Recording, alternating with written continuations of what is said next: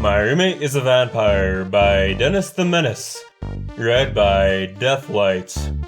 Chapter 16.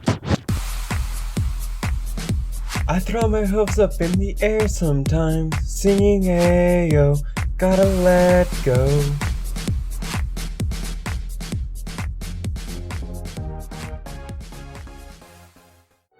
Have you ever been subjected to the force of the Royal Camelot voice? I wouldn't wish it upon any pony. Imagine standing in front of a tornado. When I said, by any means necessary, I meant short of setting off a bomb! Luna bellowed, her eyes aglow with rage. Be fortunate I did not brand you as a terrorist! Vinyl cringed. You could have been a little more pacific. You idiot! She rolled around. What am I saying? I'm the idiot! It was a tiny bomb. How could you be so stupid? How could I be so stupid? How could I have known that you'd pull something like this? The princess was now slamming her head into the wall repeatedly. This is a nightmare! Have you seen the headlines? That actually looked quite painful. All you had to do was sneak in and remove the evidence! Sending a message? You've got mail. Mail received. Vinyl scratch. Do you know how this looks? Not only on the counterlop, but on the inner circle? Very bad? How to question can we even fathom exposing our true nature when we have hi-hats like you pulling these kinds of stunts? I've never seen Vinyl look so meek. Would you mind blowing up an embassy while you're at it, Vinyl Scratch? A schoolhouse full of bulls? Maybe a local supermarket? Luna pulled herself away from the wall, baring her fangs. You are suspended as your duty as a cleaner until further notice. Vinyl wilted. Yes, princess.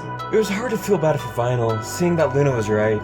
This had turned into a grade A disaster for public relations. But in the back of my head, I was still thinking of all the ways I could have prevented this. But in reality, what could I have done? Could I have really stopped her? Would it have made a difference if I had come or not? I had always known Vinyl to be a bit impulsive, but this took the proverbial cake. Perhaps things would have been worse if I hadn't been there to keep her in check. Why was Vinyl acting like this? Why was she resorting to such drastic measures to make a point? Vinyl was many things, but she wasn't dumb. She certainly knew how to act. Her attack on Equestria Daily was a calculated move of some sort. It's no wonder she has enemies. After roughly being escorted out of the castle, I wheeled on Vinyl. Why did you do it, Vinyl? I whispered. It was them or us, Octavia, Vinyl growled. I've done dealings with these jerks. Maybe Princess Luna thinks we can work things out, but you know how things are. No, I don't, I snapped. We've made things worse, not better. We were making breakthroughs, Princess Luna said. You're not stupid. Don't start acting now. Don't tell me you'd be so naive to think that for 1 second things would change. I would. This is Equestria. Sunshine and rainbows, isn't it? Players have a hard time accepting change. We can barely kiss in public. Do you think we could even marry? Us, 2 mayors. Do you think that Equestria's gonna accept us just like that? Yes, Princess Celestia. She can explain everything. She'll tell them we want her to fly. She scowled. Every pony may love Celestia, but that doesn't mean they'll like it. And what then? That shut me up good. What then? Vinyl was lying straight through her fangs. She's emotionally invested on this. She has something against that Silver Streak mare, against the Silver Horseshoe. I just had to find out what. Or maybe I should just cut things off completely. Perhaps the most jarring thing was how Vinyl could change her attitude with a flip of a switch. 1 second she could be DJ Peltry, partying and dancing and banging her head to the beats of the music. Then she could be a vampire, predatory and monstrous. At a drop of a coin, she could perhaps be something even more terrifying. This other side knew no bounds, had no restraints, would risk whatever it took if it meant keeping our dirty little secrets, by any means necessary. Ruthless and violent, almost psychotic.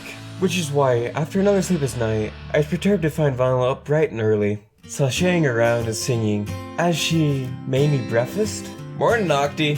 She flipped off her headphones. The way she said it was too cheerful, too innocent. It made me shiver. Good morning, Vinyl? Looked like the room had been torn apart. What are you doing? Oh, just some spring cleaning. She waved her hoof dismissively. It's November, I deadpanned. Well, better late than never. Princess Luna said no more explosives, so I'm cleaning them out. I jumped. You keep explosives in our kitchen pantry? Just a few. I have grenades stashed all over Camelot. In case of grenade emergencies. Vinyl explained matter-of-factly. What is that? I shrieked, pointing at an object stashed inside her closet. That's not a party cannon if that's what you're asking. I can literally see it. No, you can't. Vinyl jumped out of the way, knocking over a few things on the shelf. Is that a stick of dynamite? What dynamite?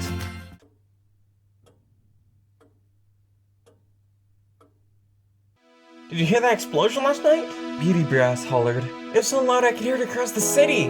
Awesome! Harpo shook his head. Beauty, that's not funny. Some pony could have gotten hurt. Ah, forget you. Nobody got hurt. Life needs a few explosions every now and again to spice things up.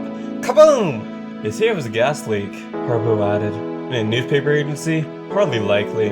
Frederick scoffed. And what about you, Octavia? I squeaked. You were the closest. Did you see anything? Well, yes, it was very loud, I stammered. It woke me up, quite terrifying. Liar. It was a white lie, harmless, completely insufficient to the scope of things. Then I suppose lies has got me to where I am.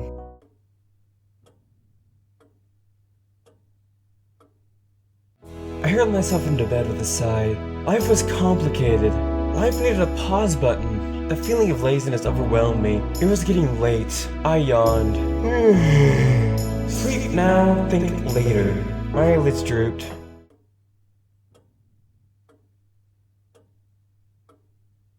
Hello? My voice echoed endlessly in the pitch-black darkness. I could barely see my own hooves in front of my face. I stopped myself from panicking. This is clearly a very vivid dream, Octavia. You're simply lucid. I heard a growl. And it seems I'm not alone either. How wonderful. Once I had established that fact, I contented myself with screaming my head off for a bit. It felt real. Too real. I was actually there, standing, able to feel the invisible ground beneath me in that void. I didn't like this dream. I much preferred the ones where Vinyl was wearing socks and lavishing me with kisses. The creature slunk closer and closer as I scrambled back, my heart racing, my stomach lurching, as I realized the inevitable result of what was to come. It narrowed its yellow eyes, sniffing at me. I could feel hot breath against my neck. I closed my eyes, shrinking myself down as much as I could. It spoke. Hi. The dark abyss illuminated itself with a flip of a switch. I now stood in some sort of white void, standing on some invisible plane. Face to face with the wolf side of me, I blinked. Hi? That was the menacing voice twisting all my thoughts? My dreams are getting stranger and stranger. It's probably a good thing I stopped drinking. Good to know that my head is full of empty space. The Lake and Octavia wagged her tail, panting eagerly. Hi? I said uneasily. My name is Octavia, she panted. I just met you and I love you.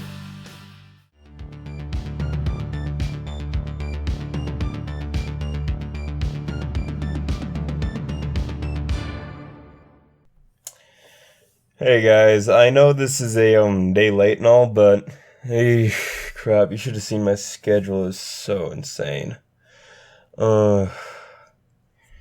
Anyways, I didn't have time to even edit this thing until today, so yeah, big old hustle for me. And one of the other reasons was that it was Friday was my last home basketball game to be at for because I'm in the pep band. It was the last home game, and it was also senior night, so I didn't get home until 10, which I was just completely exhausted, so I just came home and got into bed. So still tired, in case you can't tell. Anyways, the story. I think it's bit mislabeled, honestly, for the chapter. It was kind of odd for the chapter, for the name. But other than that, he gave you some more tidbits on the story and whatnot. I'm still really exhausted right now, so I'm just gonna leave you. Bye.